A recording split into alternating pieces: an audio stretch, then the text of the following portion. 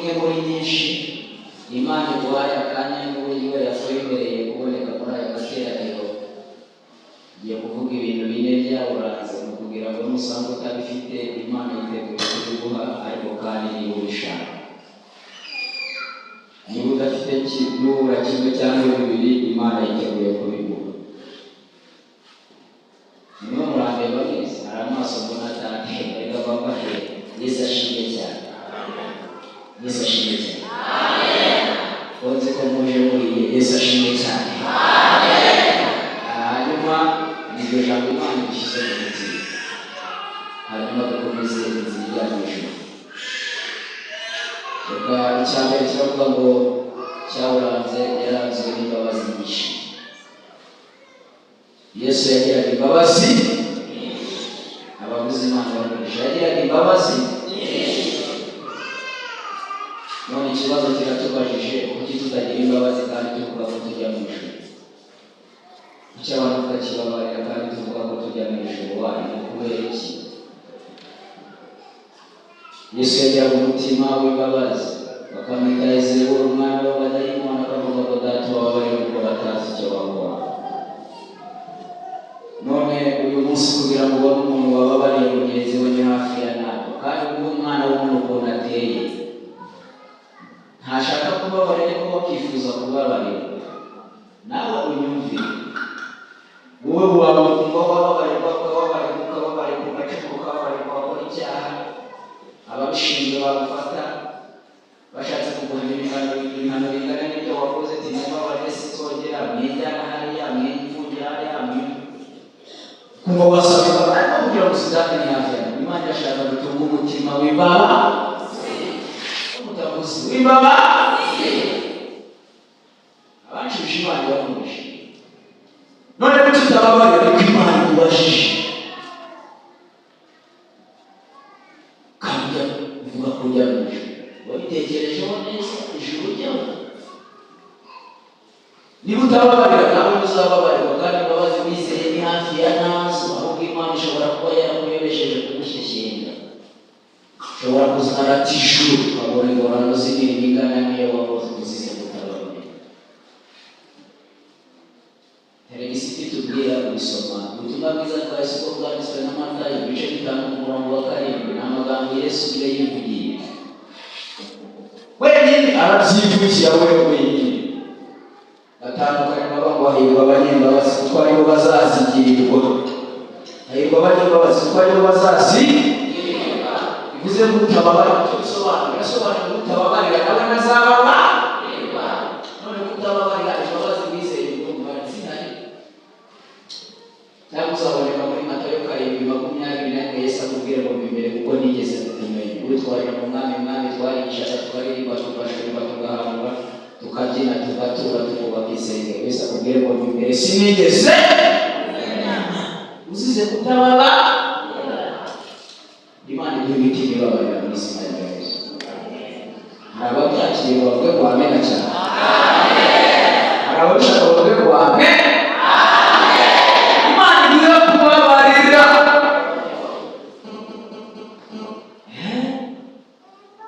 Yewe najambo nariti mwumvire sinigeze kubamenya. Narabwije Imana ifashe. Kandi nawe Imana igufashe. Kandi kumanza uzabanziriza nko mu nzu y'iki? Tuge birepete, ishakishe, bibyine, birepete, bikore repetisiyo. Ubabarire bitabaye ibyo waratije rwose. Matayo 5:14-15 ukuntu Yesu yongeye aravuga 15 kuko nimubabarira abantu ibyaha na so wo mu ijuru azababarira ibyaha byabo. 15 akavuga ariko nimutababarira abantu ibyaha byabo na so wo mu ijuru azababarira ibyaha byabo. Kubabarira egare kubabarira. None nimutababarira uko warababariwe. Imana ikibazo. Niba utababarira cyangwa Imana yakuyobesheje kugushyeshye, reka hari umugeni hakaba n'abaherekeza. Hari abakwe n'abagarisorone. Mugeni wa Yesu witegure, I love you.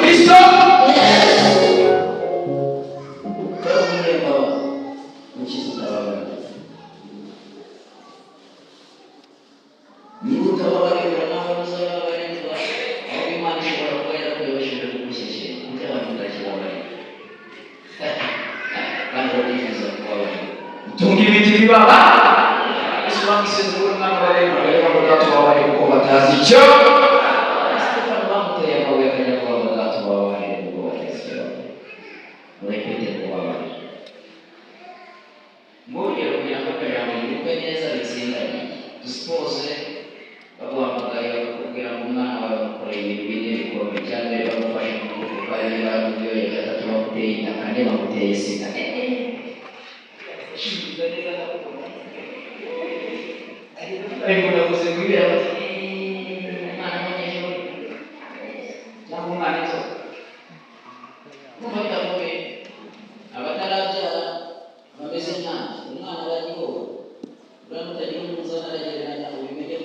nabyo abisesengera muri iteraniro abantu batarabyara kandi babyemerewe bakwiye kubyara mu izina ryanjye bumbuza umugabo n'umugore batarabona urubyaro ariko nagusengera ikintu biri gusaba uyu muntu ukoreye ibi biragusaba kumubabara ushaka kumwitura iruhande n'ibyo yagukoreye cyangwa se gufata umwana we nawe bamukorera n'ibyo yagukoreye ukamurekera ubutabera bwo muzamujyana hariya umuhama bwiza umuhembe ibihembo bijyanye n'ibyo yakoze ubutabera bwo muzamukanda byarakoze bariya bantu b'Imana bahagarariye bazamukanda bamubwire ati ibi ngibi bikorwa gusa ariko wewe biragusaba kumubabarira mushaka kumwitura iruhande n'ibyo yagukoreye none ari isiko bikomeye none isiko bijya ku ijuru ari inzira ijya mu ijuru irafunga Yesu yabwiye abigishwa ko umuntu ushaka kumurikira wese yaba yasengeye hano cyangwa asengeye n'ahandi nakora ibintu bine byuzuye bingahe bingahe icya mbere yiyane agira ate kabiri afata umusaraba wawe gatatu awuzamuka awushyire ku ifi awuzamuka awushyire ku mu iyo umugabo ukore ahita atera intambwe aze mu ijuru aravuga ngo wazagerayo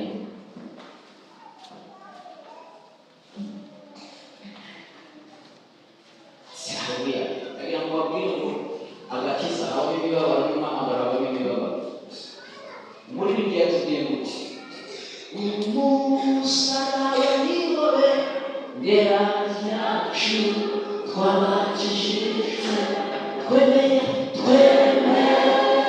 n'isoni zawe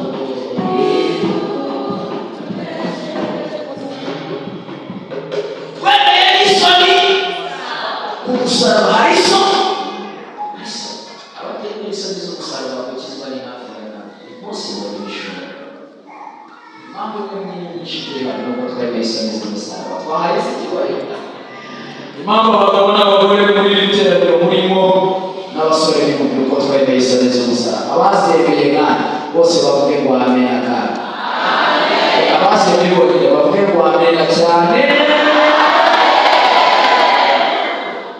niyo mpamvu bakuyobora mutarazemera impamvu y'imuri nyinshi nyuma akanya ko guhagararira kugira ngo uyu munsi wakira agakiza uzemere iki cya mbere gifite A na B yavuze ngo kuki tutagira umutima usaba imbabazi kuki tutasaba imbabazi kuri kijya kugira ngo ubone umuntu asaba imbabazi ni hafi ya nabi kugira ngo ubone abantu basaba Imana imbabazi ni hafi ya nabi no kugira ngo ubone abagabo basaba abagore babo imbabazi ni hafi ya nabi kugira ngo ubone ababyeyi basaba abagore basaba abagabo babo imbabazi ni hafi ya nabi kugira ngo ubone abana basaba ababyeyi imbabazi ni hafi ya nabi kugira ngo ubone abana basaba ababyeyi imbabazi kubera iki ijambo babarira mbega amatwi mwese muri kundeba ijambo babarira ijambo rigufi cyane inyuguti ntabwo zigeze no ku icumi ni inyuguti 9 gusa 1 2 3 4 5 6 7 8 9 mutumishi uranyumvise cyangwa urasize uranyumvise cyane umugabo w'Imana kizimanje rero inshuti yawe umukozi w'Imana ndamwemera kindakwemera Yesu ashimwe ni namamaga simwemera n'abandi nababonye hariya rero nyinshi hanyuma ikiri jambo rinaniye abantu tuvuze ibyo kuzira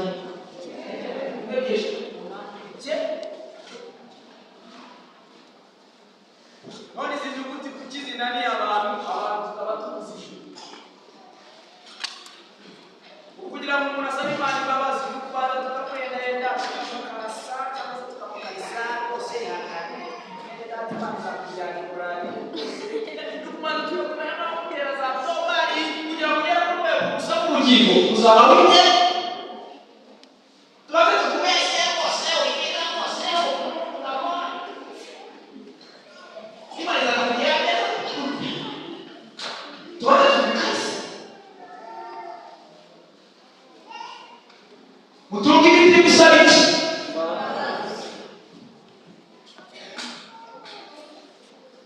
Mushobora kuzagera mu ijuru ugasaba Imana imbabazi neza. Igitumye ndi hano aba mu Kristo nawe nuko nabwo Imana mu Mana babarira kuko ndi umunyabyaha. Mushobora kubana n'Imana neza cyangwa mubane neza cyangwa gusaba ugasaba imbabazi neza. Hirya y'ibyo ni ikinyoma bakunda. Mushobora ndavuga n'itozo. Mushobora kubana n'Imana neza papa cyangwa mubane n'umugore wawe neza udasaba imbabazi. Kandi gusaba imbabazi abantu babyita ubugwari n'ubuswa. Gusaba imbabazi ni ubugabo. Gusaba imbabazi ni ubugabo. Kujya shaka ko ari cyo bayita jewe sinamwe. Kamusaba imbabazi. Ngaba uzimusaba gusa. Kuki gutitereza zinani abantu ingo zitabasenye. Umugabo w'umugore babarira abana banjye babarira ubwira wa mama babarira sezo. Niga mujye kwakunda kwa none sura n'umutuzo abona kusi Imana baje kuba kujo. Ari ubuyobe. Ibudakunda n'uwabushatse cyangwa wabashaka. Uri muramugonda imbere y'Imana ufite amasheke menshi. Imana ari kuremera umukuru. Iyo nzamukunda gutya ni ese kurani bizaba nabo.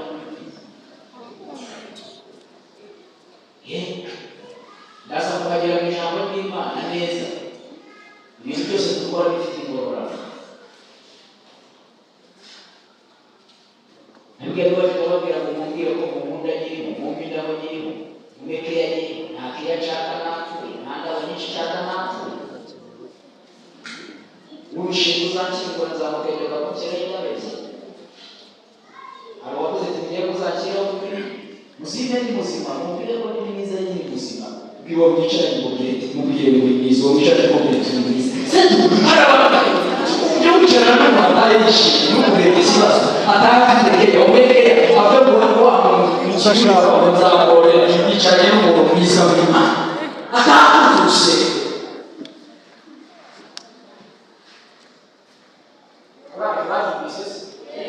Babibwiranye twibara ko ni kandi ukizina ndetse kumukara cyane misera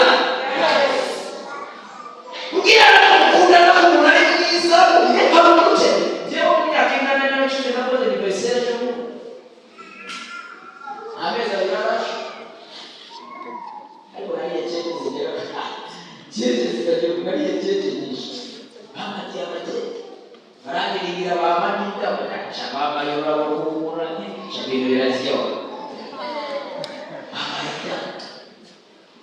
mbonyi ubufuki bwanjye naje kugaruka mu bantu Islam ndamara postinze banjye amara ajya kumva ndi mudato uje mubwira abantu ongera regisha ko uzizu byo bicara rero cyangwa tuzi mubwira ishi shora kuza yaho cyangwa tuzi mubwira rero tubimuki uje mubwira neza aho wacu ibintu n'wese muri urugendo rwa bagenzi bawe siko tutabibwiye cyangwa tubimomeke turi mwiza rwose kwa Pawulo cyangwa mu masaha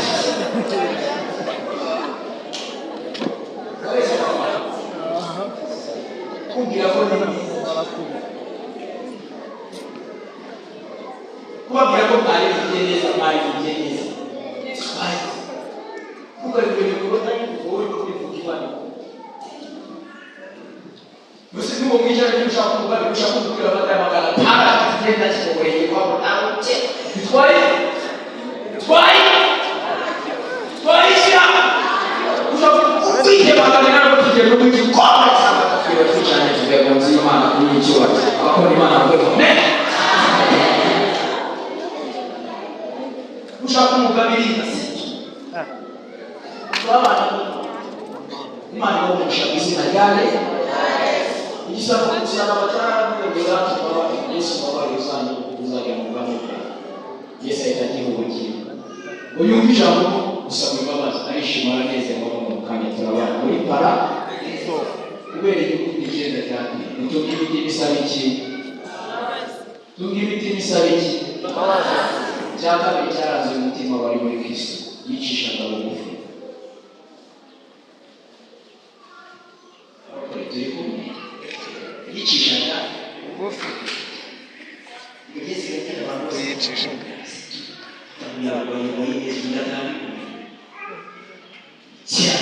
ugiye kuri mwiza wabaye reseto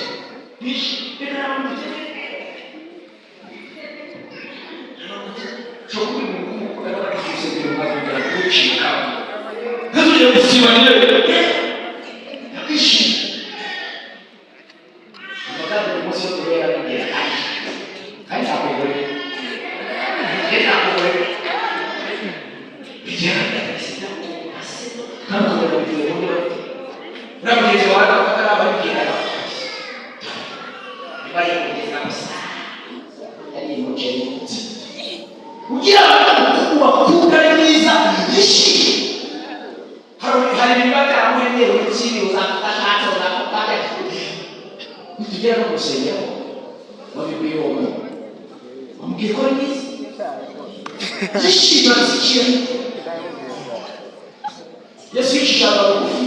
Bibiliya twase yavuze yewe mu bakabiri cya gice cya gatatu umusoresha umunezero wawe guhuza umutima hamwe no kumva gukora umurimo w'Umwami utire mwinshi n'akagira ikintu gukorera kuri buri gice cyangwa kwifata uko butari.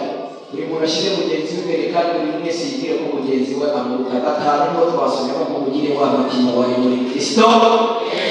Atandatu avuga ko niwe yabanje kugira akamero k'Imana, yatekereje ko guhana n'Imana ari ibintu byo kugundirwa. Yarabwiye ati Imana yegereye amanuka n'umugaragu kabiri w'imbata akataragambo kandi iyanga no gupfa ndetse urupfu rwo kumusa. Icyo cyane n'Imana gushyira hejuru y'ibintu byose. Imuha izina risumba n'imaze kugira ngo amavi yo mu ijuru no mu isi no munsi y'isi bipfukame mu izina rye. Dukomere Imana amashyi.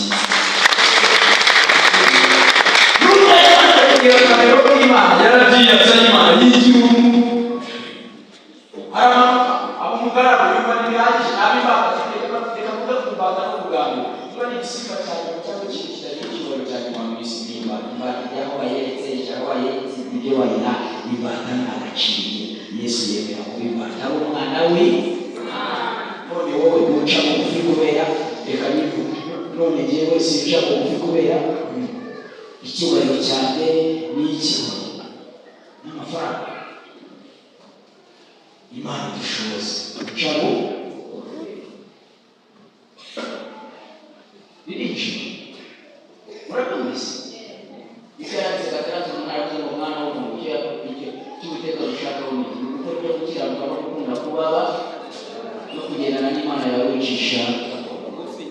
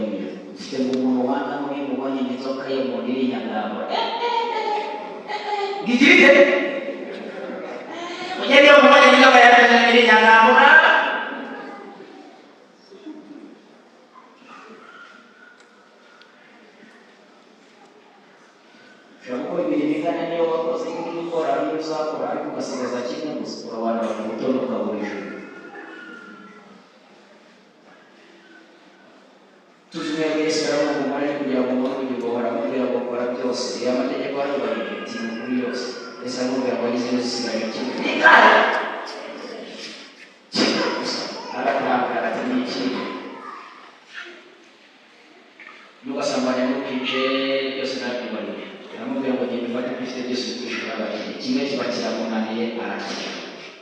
Ushaka gukora imirimo yose wakoze urobanura ku butoni bikakugwiza ijuru. Yohana 4, Yesu igihe kimwe yahuye n'Umusamariya amwaka amazi yo kunywa.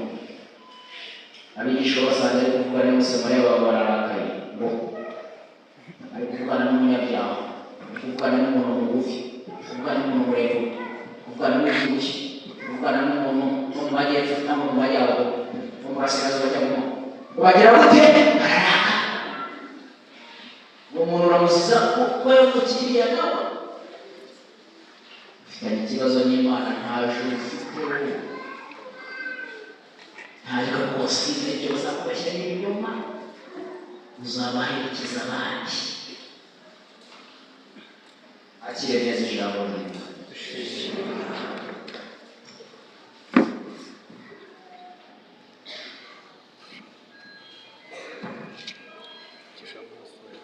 Barahageze bararakara, ushobora kuvuga basukira ibyo kugeza ya muntu